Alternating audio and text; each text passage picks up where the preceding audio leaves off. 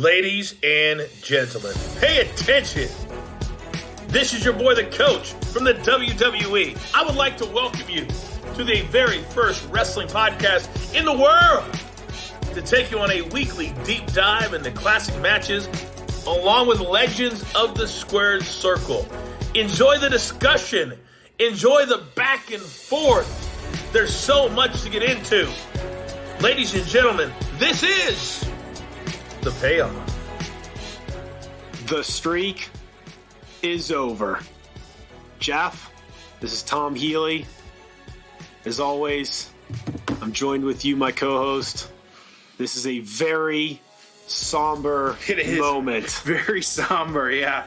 Just for you and me both, and we'll get there. But boy, let's get right into it, because this is one that I know you and I got a lot of feelings. So, dude, I know. Well, hey, we're back together in person, doing another no guest needed show. The first one was well received. We're on the road to WrestleMania, so we wanted to keep doing them. We're still going to use guests. We're going to also do some on our own, because then that way we can talk a little bit more, cover it in more detail, and cover some matches that maybe we can't find the perfect guest for. So it's exciting. Glad you enjoyed the first one we did, and we're back at it again. As always, at Payoff Pod on Facebook, Twitter, and Instagram, at Payoff Tom, at Payoff Jeff on Twitter to reach both of us. Thank you for all the support. Thank you for supporting the show. We greatly appreciate it. But enough of that. Jeff, let's jump right into this. Man, why did you want to cover this match, my friend? For starters, I'm already feeling some Jimmy Johns. Like, I don't know why, but Brock makes me want some Jimmy Johns. And so, boy, this is one I'll say, like, I was at WrestleMania 23. That was Ford Field. It was the Undertaker and Batista. At that time, it put him at 15-0. It was for the heavyweight championship. But, like, growing up, the Undertaker, like, it's hard watching him now. And we'll be more for the aftermath, but, like, it's just the Phenom was that, like, he was just, it's just incredible to watch. And so I feel like this match is such a culmination of that mountain just crumbling. And so it's so hard to, like you said, it's so somber. So we got to talk about it because of just what it did, but it's still rough. So I have not watched this match in its entirety since it happened. Obviously, I've seen the end a million times, but I'm excited to watch it again and see how it holds up, see these two guys in action. Obviously, I've got some strong opinions as well, but let's just jump right into the build. Oh, it's time for the build. It was December 30th, that episode of Raw, where Lesnar, he actually returned with Paul Heyman. He wanted to challenge the winner of the upcoming Randy Orton versus John Cena match at Royal Rumble. Lesnar, of course, called people out. So Mark Henry came out, and he storyline, gave the F5 to Henry, dislocated his elbow with a Kimura lock, which the famous Kimura lock. Thank you, Daniel Puder. Of course, having that as well, too. And so it was actually Big Show that then came out to save Mark Henry. Can't forget about the Big Show. Wrestled in 3 decades. Good for the Big Show. And so he actually started a feud. The Lesnar defeated Big Show at this Royal Rumble. So Undertaker not totally in the picture at this point. But what it was that Lesnar, though, wanted a shot because they wanted they wanted a shot at the heavyweight championship at WrestleMania. So, what the Authority did at that time. Oh God, I forgot about all the Authority and man, this is all part of GMs, and I'm just so glad we're off of that GM right now. in the sky. Thank you, Michael Cole.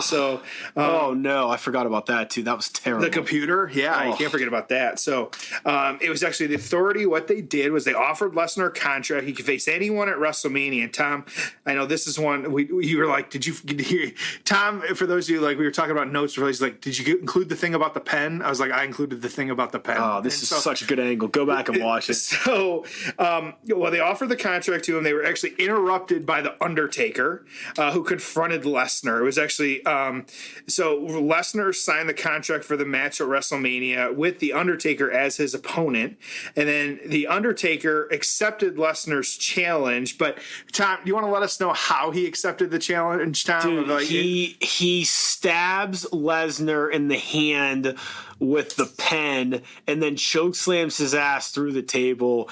It was awesome. Did he stab him with the pen? Absolutely not, but it was just such a good visual.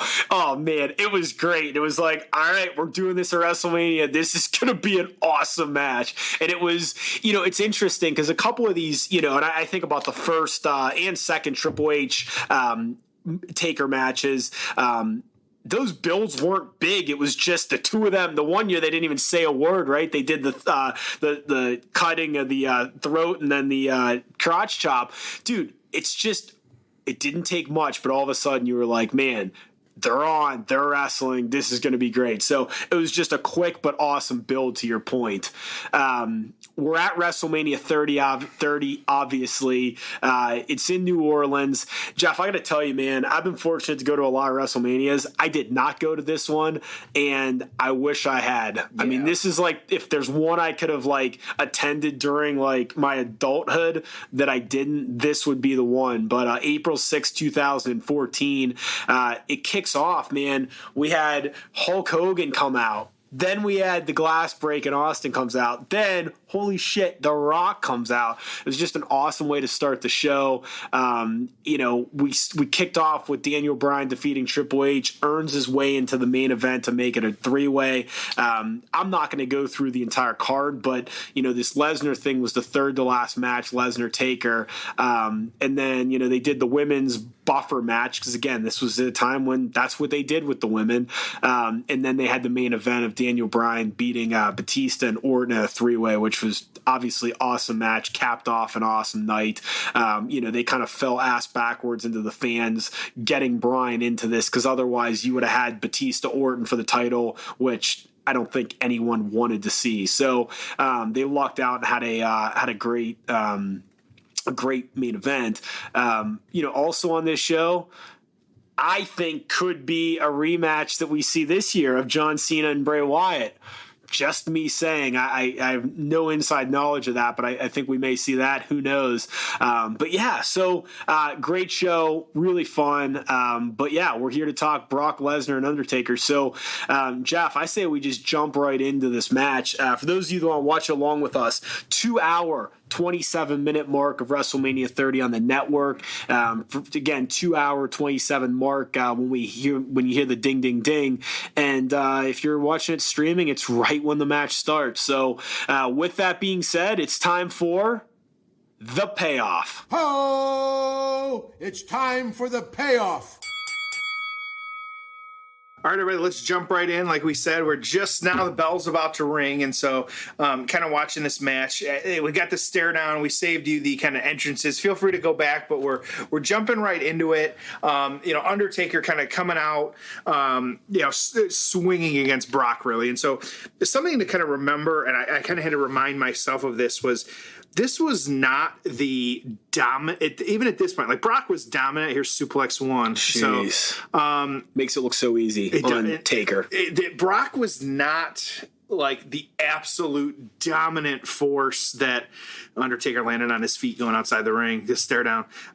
It just wasn't the force that we all kind of knew him as, like we do today. Like, he was still, Brock, but, he had, in like really the last year or so, like, lost to Triple H. And so, he's kind of laying into Taker right now. And so it was to the point, though, where most fans in attendance, and I think even you and I both, like, he wasn't going to lose. Like, how could the Undertaker lose? Like, it just wasn't a thing. And so to even fathom that, like, kind of coming across, and I still remember to this day, like, me and my buddies texting each other and like kind of talking about it, because like, Brock is staggered right now. We're barely into the match, like maybe just a couple minutes here, but Undertaker literally already has Brock kind of on the ropes, and kind of working him. And so I think it's just interesting that, and now, like, we say Brock has been, of course already was said, like, Brock's the absent champ, or he doesn't, he doesn't defend it every week on Raw. I get that. Like, he does defend it on a lot of shows. I don't think you can deny that fact. And so, dude, I said this on a podcast, on this podcast, as a matter of fact, not my other wrestling podcast. Right. Just kidding. I only have one. That's enough with, like a shoot job and life. So here's what's crazy. This is 2020. Okay. This was 6 years ago. Yeah. And Lesnar was already on a 2-year run at this point. I remember that, yeah. Lesnar is on an 8-year run right now. Yeah. Dude, he came back, the night after WrestleMania in Miami, attacks John Cena, and you're thinking, are we getting a match? Are we getting, maybe a couple matches? It's going to end up being, I don't know, a 10-year run whenever it's over, after he already had a long run, and then went off and became, UFC heavyweight champion. So, dude, it's just crazy to think about that it's had such a long run. And I don't want to get ahead of ourselves about the finish, but the reality is that never did I think this night that we were going to get another 6 or 8 years out of Lesnar. And keep in mind, to your point, he's not on every Raw, but dude, what's he probably been in? Like an average of 6 matches, 8 matches a year? They've all been main events. They've all been great. That's the other thing with Lesnar. I mean, you could argue that the only match during this 8-year run that I can remember not being really, really good was the Ambrose WrestleMania match. Yeah. It kind of sucked because neither of them wanted to really be there and do it. Yeah. But, dude, you think about Lesnar's run here. I mean, he had, I think 3 matches with Taker. You may get into this afterwards, but they were all really good, okay? Yep. The Goldberg stuff was great. The CM Punk match was awesome. Some of those 3-ways he did with Rollins and Reigns, and then his matches with Reigns. I mean, and I'm leaving other stuff out. The Cena match was great, matches. So everything he's done's been awesome. He's headlined all over the world. They've all been great. The builds have been really solid. You have the Paul Heyman factor of just being awesome, but you just think of the mileage they've gotten out of this guy and how I think used him almost flawlessly. The fact is we still care. We just saw him at in Royal Rumble do this 10 or 12 guys in a row he threw out, right? 13. Was it awesome? Yeah. It was great, right? And I mean, if you hated him, you were booing him. If you loved him, you were cheering him. If you were just a fan like us that doesn't really have an emotional attachment per se, you're like, man, this is some pretty good shit, right?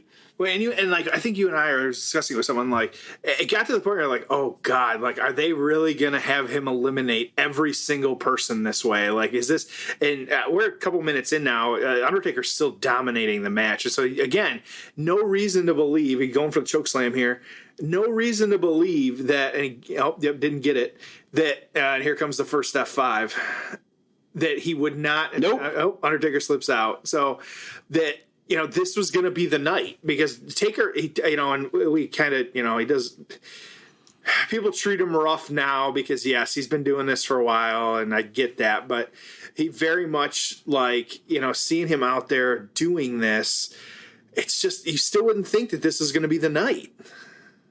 You're saying people give Lesnar shit? No, give Taker shit. Oh, for still being out there? Yeah. Dude, okay. Let me say this. Taker, for those that are like, hey, you know what? He's overextended his welcome. He's been there too long, blah, blah, blah. Okay, the last 5 years, okay? What has Taker done that sucked? Yeah, well, the Goldberg thing, that was an accident. And that was actually going to be a really good match if that wouldn't happen, okay? Yeah. So you can't certainly blame it on Undertaker. I don't think you can blame it on either guy. It's an accident. They happen, okay? Otherwise, has Taker embarrassed himself? No. Has he had some matches that weren't great? Sure. Plodding around a little bit. But guess what? His most recent stuff has been really, really good. So I personally, and I'm curious what you think of this, I still go nuts when he gets there. I still think most of what he's doing pretty damn good. The fact that he's able to, still do it, I love it. I'm going to cheer for the guy. Is he going to have a 5-star match this year if he comes back? Probably not. Who cares? Enjoy it, love it, cherish it. It's not the main event. It's just an attraction. And for that, I love it. So I got no problem with it. And I still think he's doing a great job and still doing some pretty good stuff. Well, and even at our age, you and I couldn't do what he's doing at his age. Like, it's just not going to be a thing. This is, too, we've talked about it before. This is, Brock's actually wrestling a match, too. We always talk about, like, you know, he was squashing so many people. And are there squashes? Yes. But the two of them have put on a pretty decent match here, just kind of working with each other. And so Brock kind of working over the leg now. I think it is interesting just to kind of see that, like, you know, you don't see Heyman that serious anymore either. Heyman kind of watching from ringside as well. It's just interesting to see, like, you know, these two guys kind of working it. But even still, you wouldn't think, like, okay, like, when Taker will make his comeback, like, just kind of give it some time here, it'll happen. And so, you know, and we'll talk a little bit more about the aftermath, like how this played out, you know, and why it made the decision they kind of did. Because, like you said, Brock was not like for whatever reason, they still wanted him to get over a little bit. And so, like, it's just such a big part of it. And so, stiff shots now from Brock. You know, one of the things I don't hear often, but I was just thinking about in terms of, you know, this match and why maybe it was such a shocking ending. Remember, this is the first big show to be on the network. Yeah. Okay. So you had, you know, guys like you and I, we sign up for the network. We're like, this is the greatest thing ever. No brainer. Right. But then you also had the fans. Maybe they were lapsed fans. Maybe they're not big fans, whatever. That you needed a hook. You needed an attraction. So getting Lesnar back in the fold and then obviously, you know, doing what you did here. Look, I don't know what you want to call the current era of WrestleManias. I mean, we're now headed into 36, I believe. Is that right? Yeah. Okay. So I don't know. Let's just say the current era of WrestleMania is like the past like 10 years. I believe this is the best one. It falls. I mean, this was just a great show. I mean, the Bryan Triple H match was great. You know, you had a Shield squash. You had the Andre Battle Royal.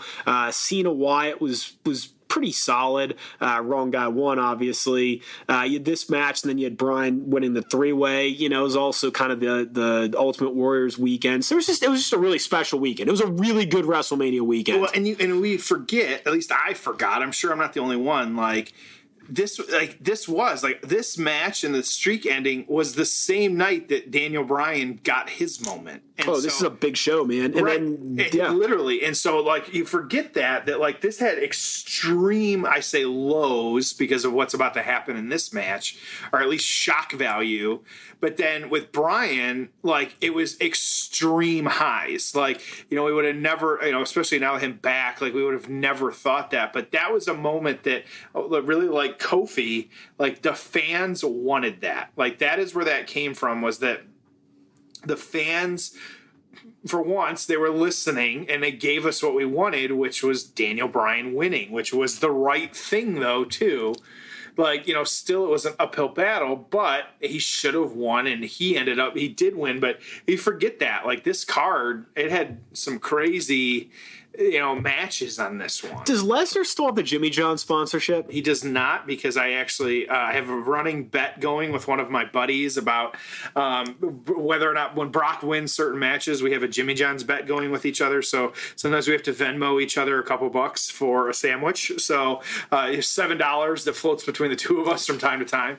But yeah, and so he does not, it is not on his shorts, but yes, that is, at least recently it has not been, but yeah, absolutely. I associate him with Jimmy John's every single time. So this Lesnar run, right, this now 8-year run that he's on, what's your favorite Lesnar match? Oh, man, I don't even know if I have one, because some of his matches, I just struggle. Like,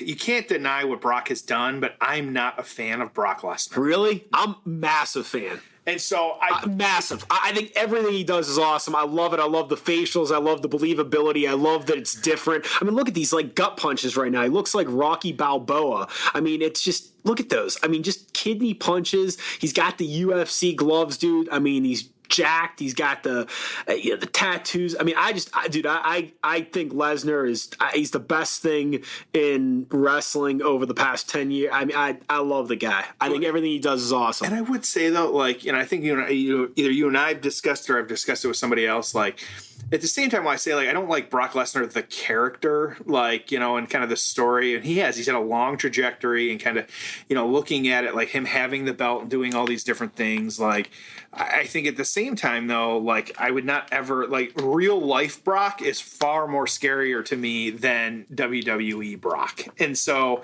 I don't know if maybe that's the disconnect I have with it. And I didn't necessarily have it with, like, Ronda or, like, you know, you see, like, Matt Riddle or some of these other people. But, like, Brock, I feel like, I truly do believe that, yes, he should be, like, in hindsight, yeah, he should beat The Undertaker. Like, he should beat 95% of the people that he gets in the ring with, because he is Brock Lesnar.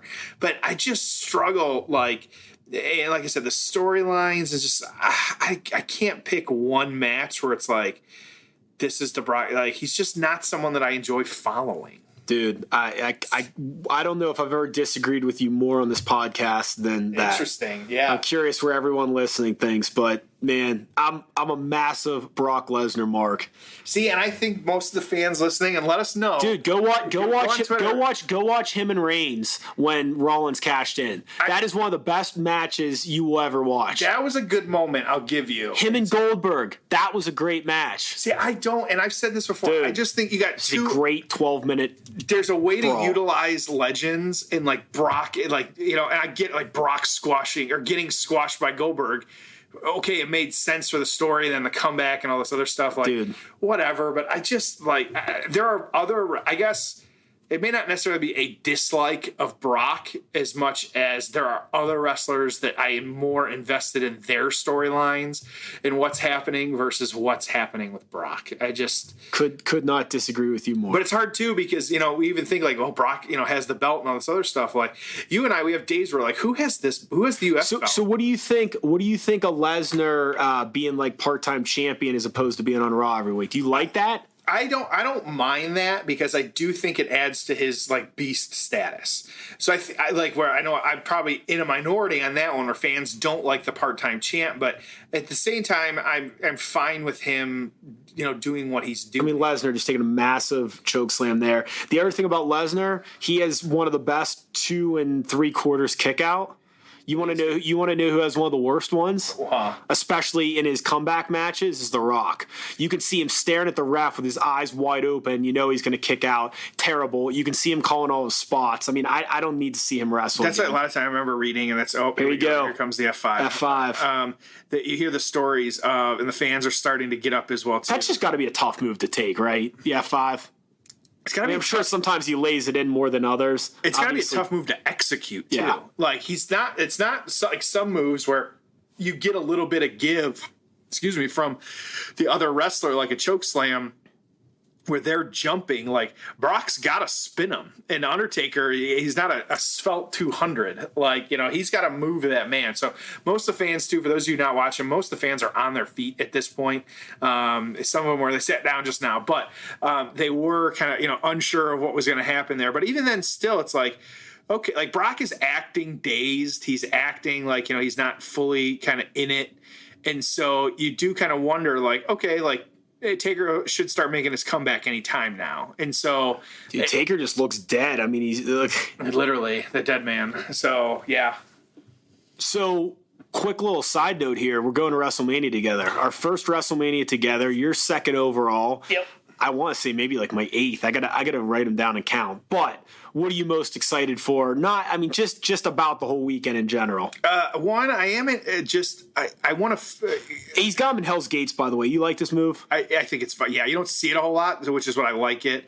But this goes back to the suspending disbelief of, like, I think it's terrible. The hold itself is absolutely terrible. Awful. And even when guys tap out, you can't really tell. So it's like the fans don't really react when somebody does tap out to it. It's just, I don't like it. And his shoulders are on the mat and they're not counting it. I mean, it's just, I'm not a fan. And knowing Brock's background, it's just he obviously, it's like Shayna. Why I actually do like Shayna Baszler a lot, because I do too. How she dominates, because I truly believe that, like, her and Brock could both kill me. And all right, so both men down right now. So what are you most excited for WrestleMania? I said this, I think, on a previous episode, like, going to when I went to the AEW Dynamite show and just being around, like, it's a totally, especially if you've never been to a show, like, please go to a show, no matter what it might be. even if it's a small indie show, because the atmosphere and the environment and just being around at that, like, I don't know how many people that arena holds or that stadium holds, but like, a lot. You figure 80, 90,000 of us, we're going to share a moment together. Like, so you're just excited to be there. I'm excited. What a generic answer. Not just to be there, but like to experience things with the fans. It's one thing when you're sitting on your couch. Oh, look at this guy. What a white meat baby face. So when you're sitting on your couch kind of dealing with these things, going for the hold again. Hell's Gates again. I hate it. So, or is that, yeah, that's what it's called. Yeah, it's like a triangle choke. And so I'm looking forward to just like, high-fiving the random people around us when something crazy happens. What shirt are you wearing, Oh, I got to think about it. There's a conversation you and I need to have, because are we going to promote the show, or am I going to pull out one from the drawer? Like, we're there as fans. We are not there to promote the payoff. We are there as fans. We are two big ass marks that are going to drink some beers and watch some wrestling. We'll have to see, because there might be an order in the near future here for something, because I want to, if I'm going to Mania, I want to make sure I got the right shirt. I've got a lot of wrestling shirts, so we'll see. I've wore a few different shirts to WrestleMania. I think the last one I went to, this is just how big of a mark I am. I just wore a WrestleMania shirt. I just the brand, just love the brand, just happy to be there. Well, and that's just one of those things where you never you want to. Are you going to be that fan that wears the shirt? Like, that's the old adage and the old joke and things like that. And so, it's just one of those things. So we got, again, like Brock and kind of looking. I mean, they're both beat right now. I mean, this is great, right? I mean, they're both sitting down there. Taker can't even get up. I mean, it's a war. So you gave me shit for my answer. So what's your answer then for what are you looking forward to? Just being there, high-fiving fans. Well, that's what I said. Well, you can't be giving me shit for it too.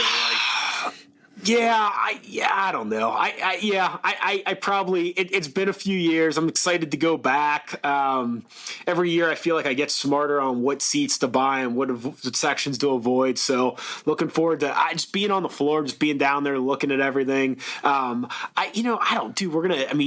You probably have the return of Edge. That'll be kind of cool. And I'm hoping it's a fun show. You and I both, one, I will say it is the Raymond James Stadium. Yep, Tampa. Holds 75,000 at an expanded capacity. WrestleCon looks like it's going to have a ton of legends. That's kind of walking distance across the street. That'll be fun. I take her trying. Yeah. I think it's one of those where we'll just I'm excited no matter what. I know you and I were. I think we're going to SmackDown too. Maybe we talked about SmackDown. Yeah. We weren't sure about NXT. And I think we take a break. I mean, here's the thing with NXT, and we'll get back to this match here. Just got in a hold here. Just an arm bar for Taker on Lesnar, but not excited, dude. Look, I love NXT. It's great. The thing is, it's like you're going to get like 5 really, really good matches. Nothing surprising is necessarily going to happen. It's just going to be a really solid show. And it's like, I could sit at home and watch it maybe or something. I don't know. It's just, it's like you can only go to so many wrestling shows.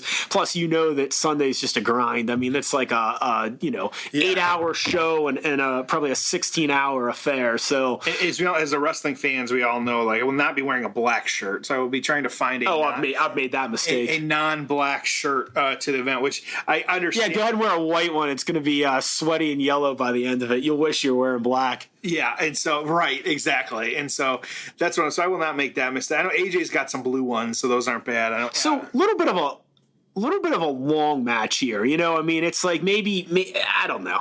Maybe there's a critique, an in-match critique is this thing does go 25 minutes, and maybe it could have gone 20. They're both. Taker. I don't know if he was legitimately gassed. If I'm not mistaken, he had a pretty bad concussion in this one, right? I don't think he remembers the end. No. So he might have been it's just crazy to think these guys are knocked out cold. But then, here he goes. He's going for the ropes. The fans are walking the ropes. Fans going nuts. Yep. Barely, dude, he looks like he's about to take her. And Brock pulls him down though for the F5. Yep. And so, this is one of those. This is number 2, right? Like you said, though, this is 3. Yeah. Yep. No, that's 2. Yeah, it's 2. Yeah, the third one is third, so. But you're right. And this is one this is a long match. Even you and me sitting here right now, I think we kind of knew, but we're sitting here right now. It's not an exciting match either. And I think part of it is the anticipation kind of kept you in it so much because you were waiting for that moment where, all right, Taker's just going to come back. He's going to have those 2 moves, and we're going to tombstone, and that's going to be the end of it. And again, I know I'm getting a little ahead of myself, but I would just tell you that, you didn't see it coming, man. Like, right? Like, I mean, you're just so programmed to be like, all right, Taker's gonna win. I mean, see, I'm trying to like go back to like how I felt while I was watching this match. Like, all right, Taker's gonna win. Like, yeah, kicked out 2 F5. Like probably have a tombstone here coming soon. But man, yeah, he is like googly eyed, man. I mean, he barely even helped on that suplex. I mean, that was all Lesnar. Yeah. I mean, you can tell, dude. He just. Again, I hadn't gone back and really watched this whole match, but I mean, he just looks like he is dead weight. And I mean, of course, Lesnar can. I mean, look at that. Yeah. I mean, Lesnar can still pull off like dragging dead weight over his shoulders, but that's crazy. And at this point too, like again, like. Even me, like sitting here, like I know how it ends, but it's that Taker moment where you're like, he'll come back. Like, why? What do we have to worry about? There's no way that the streak is going to end. How's Lesnar get so sweaty?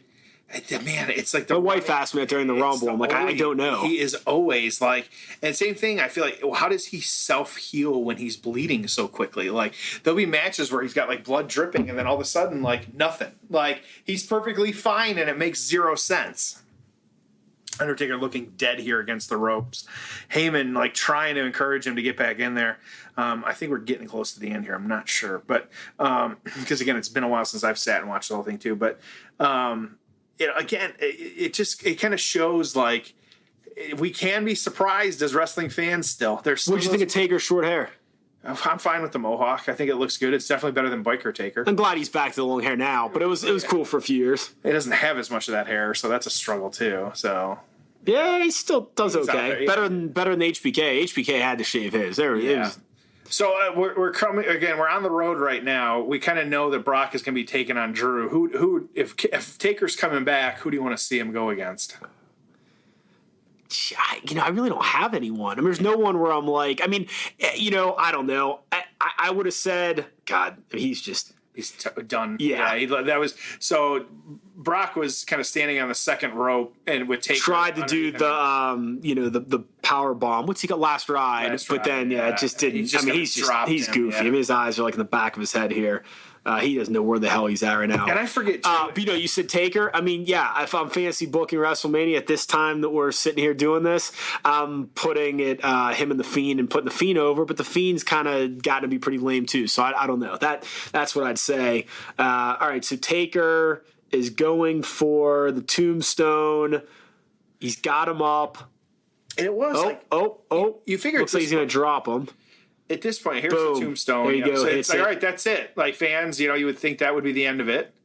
And this is one of those where, Taker, at this point, he's had, the concussion was supposedly at the beginning of this match, like the first couple of minutes. So he's now been going about 15 minutes with a concussion. At least.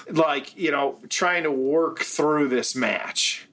And so I can't imagine, and we've seen recently where they've been very quick to either pull someone from a match. It happened with the Alexander Wolf, and he's sitting up here. And so, again, the classic Taker sit-up, so you figure everything's going to be good. Where they pulled Alexander Wolf right away from a match because they thought he was hurt. Something else happened, too, recently. Doing the neck or the throat cut. And so I think it's time, finally. So... yeah. So famous match, but not a great match. All right, so here we go. Another tombstone. Boom. Reverses it. Looks like he's going to hit a tombstone here. Throws him. He's got him held up for the F5. Talking a little shit. All the fans are. I hate how he always faces the camera when he does the F5. It looks fake. Boom. 1, 2, 3. And the entire. So. I mean, look at the fans. The crowd stand is literally shock. Heyman is losing his mind, screaming, "Oh my God!" So now they're panning to the crowd. I mean, they're shocked. Here comes the greatest meme right there. There it is. Just say yes. Yep, him, dude. And so fans have their hands on their heads. So yeah, okay. Try and guess what I'm going to say here. What's the best part of this moment, and what's the worst part of this moment? Let me see if you know. The best part is that there's no music. Correct. And that for those of you that aren't watching, that right now Brock has won, and normally they're going to play the music. Right, there is no music happening at all, none. And so they don't play actually Brock's music until he gets out of the ring. And so that is one of those where I think that makes this, and it should be. I also think the other answer could have been the commentary didn't say anything. Very little. You're incorrect. That's my least favorite part. Okay. Dumbass Michael Cole immediately, the streak is over. Yeah. I don't mind that line. The problem is he says it so damn fast, like he knew that it was going to happen. And I'm not saying that like a mark. I'm just saying like he said it too quickly, which means he had to have known. And I remember JR a lot of times be like, yeah, I don't want to know the finish. Like, JR didn't know Mick Foley was getting thrown off the cage. Nobody did, yeah. That's what was so great about it. So Cole said it so fast that he had to have known, okay? Which makes it seem fake, and I hated it. I just hated the fact he's like, the streak is... Like, you could have just been like, holy shit, the streak is over. Yeah. Like, it just pisses me off. So there again, it's 21-1 is now showing on the monitors around the arena. Dude, you're shocked. And fans still losing their mind, unsure. Now, complete meltdown. Before you go any further, I want to transition and bring Hacksaw in to take us to the aftermath. So let's jump into the aftermath. Ho! It's time for the aftermath. So welcome back, everybody. We're still kind of watching and checking out the disbelief here. And so of the WWE Universe, the fans shaking their heads, not a single smile in the crowd. Brock just winked back at the Undertaker. And so we'll kind of let this play, but we'll talk through kind of some of this as well, too, because the Undertaker kind of slow to leave the ring. He's just kind of still laid out looking up. Yeah, so obviously this is like mega push for Brock Lesnar time. So what happens storyline-wise for both guys following all this? Yeah, and so it was actually, as we talked about the concussion, and we didn't all know at the time, but yeah, he was did truly suffer a concussion, and so was taken to that local medical facility, but he was actually looked at as a hospital. And so local medical facility. That's what it is.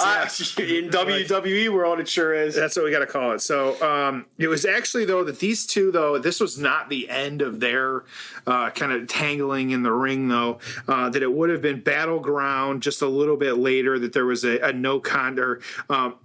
was a no contest with Seth Rollins. It was also a controversial SummerSlam match, for those of you that are familiar with that one, which we'll talk about later. It was actually the feud, it actually ended. It was Hell in a Cell, which again, Lesnar beat the Undertaker in that match with that stipulation. And so throughout this too, like Taker had like some kind of run-ins with Bray Wyatt, which I think that was the following year we kind of redeemed himself a little bit, because a lot of fans this match was hard to watch. Well, that was the one where he just showed up. There was no build with Taker. He didn't show up on screen until the following year. It was a very quick match. Taker pretty much pulled out the big... Wasn't Bray hurt going into it, and I almost had to cancel the match? Yeah, and so the match sucked. Meningitis or something? I don't remember. So we had that. So we had that match. It was actually WrestleMania 31, of course, and so it was actually 2 tombstones that put away Wyatt under that one. Of course, and then Lesnar, he, of course, as we know, like beat John Cena as well too at SummerSlam. So just destroyed John Cena at SummerSlam. So do you remember the number of suplexes, Tom? It was like 15, 16, and so you were close. It was definitely so. Undertaker, like we don't always do this, but he's kind of sat up in the ring now. Fans are starting to cheer a little bit as he's kind of slowly exiting the ring, and so. It was interesting here, just the aftermath as a whole. I'll jump kind of right into some of these reviews too, because like there's not a ton here, but I thought that they were just kind of very interesting. Dude, let me hit you with this before you read the reviews. Go. How would you retire the Undertaker? What's the last thing he does as an active performer? I thought it should have been when he left his gear in the ring, but then he still came back. And so, I mean, I'm sitting there. I was there, and I kind of like snuck up to like as close as I could for that, and I'm like, well, this is it. We're watching the Undertaker finish. Well, and I think it's one of those where, like most good wrestlers, I think he would go out on his back. I think when I think a lot of people thought this was going to be it. Like this was supposed to be it. He was going to go out on his back, but then it's 2020 now, and he's still, we're still questioning whether or not he's going to come back. Dude, let me steal partially. I'm going to steal JR's idea that I once heard him say, and I'll add my portion to it, which is surprise entrant at the Royal Rumble, wins the title at WrestleMania, leaves it in the ring. lays down the belt. And I know he probably wouldn't do it in traditionalist, but dude, if there's one guy that should retire with the belt and lay it down, I mean, if it truly is his final match, that would be pretty badass. So what were the write-ups immediately following this match? And then we'll give our payoff scores. So just some real brief ones on this that of course, music wasn't playing. It came out. The biggest thing here was that it was Sports Illustrated described it as having the most shocking result since the Montreal Screwjob. I'd argue more shocking. I would not disagree with you. Is there anything more shocking in the history of wrestling? Right. Maybe Foley coming off the cage.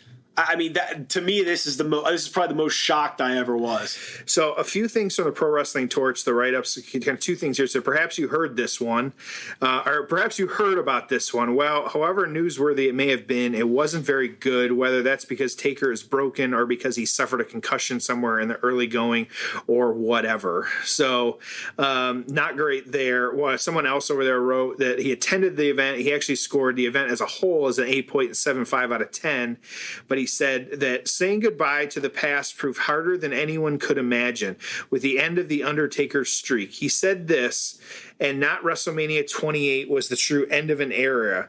I did not think it could have ended on a worse note with over 15 minutes of slow, subpar action. I gotta stop you right here. Taker, Triple H, WrestleMania 28, end of an era. They're both still working. It's 8 years later. Yeah. And they even wrestled against each other not that long ago. Right. And so, and then the Wrestling Observer newsletter, of course, that was the Torch. And the Observer News, like I said, is a very newsworthy show, to say the least. He thought people just weren't into the Undertaker's match as nobody bought that Lesnar could win. Meanwhile, he felt the Undertaker's departure was certainly teased like a retirement. 8 years ago. 8 years ago. Yeah. All right. I'm going to give my payoff score first. And as a reminder, this isn't like about being a 5-star match. This isn't about just what happened in the ring. It's the overall part of this. I have no idea what you're going to say. This may not be popular. I'm putting this at an 8.5.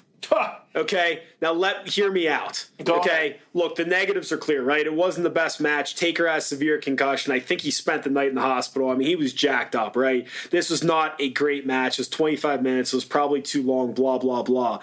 Dude, it's arguably the most shocking, and I would say, at least from a storyline standpoint, the most shocking thing to ever happen. As a wrestling fan, I don't know if I've ever been more shocked in my life. We know it's a work. We know a lot of the things that happen behind the scenes. We know a lot of things that are, going to occur, right? I don't know when I've ever been more just genuinely shocked than this of like, oh my God. I would have had the same reaction as a lot of the people on screen did. I had it at home. So 8.5 of the fact that crazy moment, we'll remember it forever, 20-plus year streak comes to an end. I think payoff-wise, it's big, it's crazy, it's bold, and, they're going to get a good 8-10 years out of Lesnar because they just put him on a whole different level because of this. So for those reasons, I got it an 8.5. I can tell by your face that you're not going to agree with me. So did you think I was going to think that was too high or too low? You were going to thought it was way too high. I think you're going to hit it I think you're going to do like a 5.5 and say the match sucked. I'm going to say a 6. There you go. We talk a lot of wrestling, fans. We're learning each other too well. And so, that's one of those. I'm going to give it, I don't disagree with you about the larger implications of the match, but I will disagree that the match itself was not good. And I feel that that took away from it. And part of it might just be my nostalgia with The Undertaker. It really proves to me that, WWE just doesn't have a ton of long-term thinking. They don't. It's crazy when the stories come out years later or whatever, Yes. for a lot of stuff that happened years ago or even more recently. I mean, even Taker on the Austin podcast, he's like, well, yeah, I mean, they called me up and, a month later I was main eventing WrestleMania. I mean, Right. It's just crazy. You think this big billion-dollar corporation has all this stuff. I mean, even this year with WrestleMania, this year we know they didn't have a plan, but it's how?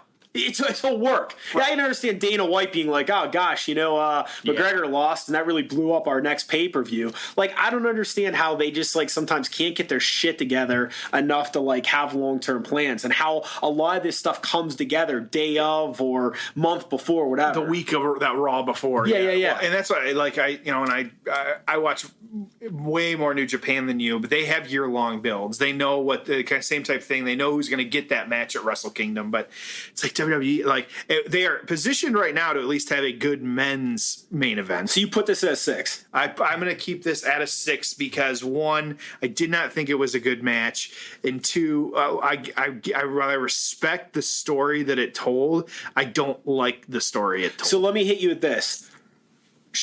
I got 2 questions for you. Should Taker's streak have ended? No. Never. Okay, and you feel solid about that. That is me as a wrestling fan. It should have never ended. All right, on that one, I'm 50-50. I don't have a strong opinion. I see both sides of it.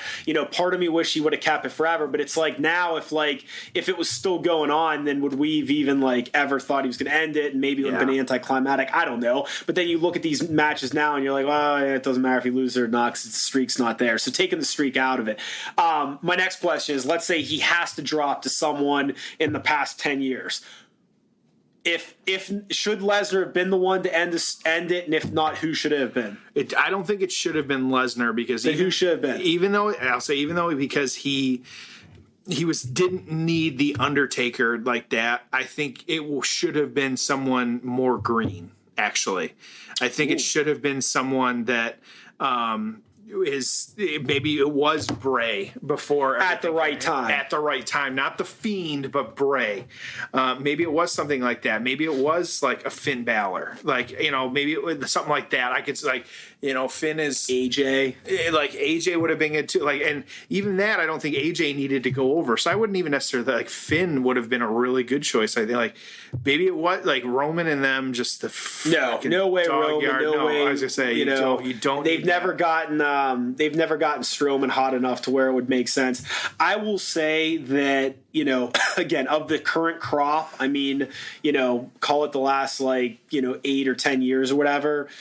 I think 1,000% Lesnar was the right call if it was going to be anyone. The only other guy that even really, truly, remotely comes to mind, if booked properly, would have been Wyatt. Wyatt would have made sense. But even then, you could have made, really pick who you want to make a star and let him beat the Taker, because Nakamura came out so hot from NXT. Maybe it's not I'm riding high on Nakamura. Maybe it is even today. Does that? But here's the thing. There's no one Vince has been high enough on to where they would ever done it. Oh yeah, I hear. Oh yeah, absolutely. Right? Yeah. That's the thing. Is you say, oh, what about Finn? What about Nakamura? What about Joe? What about Strowman? None of these guys. He never, ever felt strongly enough about them where they strapped the rocket on him. They just weren't his type. Yeah. They weren't some young, anyways. So, and it's if you were going to do Reigns, then you should have done it, and you should have, that's a double, well, it's not really a double turn, but that's where you would hit Reigns. Dude beats him, then he beats the shit out of him afterwards. Yep. Hey, take him off. Take Taker off on a stretcher. Yep. Reigns is the biggest heel in the business. Give him a run. I'm not saying that's how you end Taker's career, but dude, it's an option. So, all right, this was fun, really good. Close us out, dude. Yeah. So again, Tom, appreciate us. Hopefully, our fans enjoyed Tom and I kind of sitting here doing this a little bit. Second solo show. Yep. No guests needed. Hopefully, you're digging it because it's fun. I like it. It's different. Yep. And we hear from we hear you guys. We see the feedback. Some of you want us and the guests to talk more about the match and the intricacies of the match more. Some of you just want to hear us talk about wrestling and you enjoy this single focus on a match and things like that. And so that's some of the feedback we get is we talk more about the actual match sometimes. We try with the guests. Sometimes it's tough, or sometimes it's not the right guest to do that. So it's fun really kind of minute by minute going through these matches and talking about them while mixing some other stuff in. So it's been fun. So, of course, as always, our 2 competitors in the ring, you can find, it's just at The Undertaker and at Brock Lesnar, super easy stuff. Not nearly as competitive, but at Payoff Tom and at Payoff Jeff as well, too, out here doing our thing. Lastly, of course, as we say it every week, subscribe to the show, give us those 5 stars, spread the word about the show. We love running into fans and talking to people and interacting. I had someone at a conference. Hope to see some of you at WrestleMania, by the way. We'll be there. Let us know. We will. Tom and I will gladly bring a couple pockets of koozies for people. So give them out while we can. So Tom, any way to end the show? The streak of our show is over for now. So the show is over. As always, thank you for joining us on The Payoff.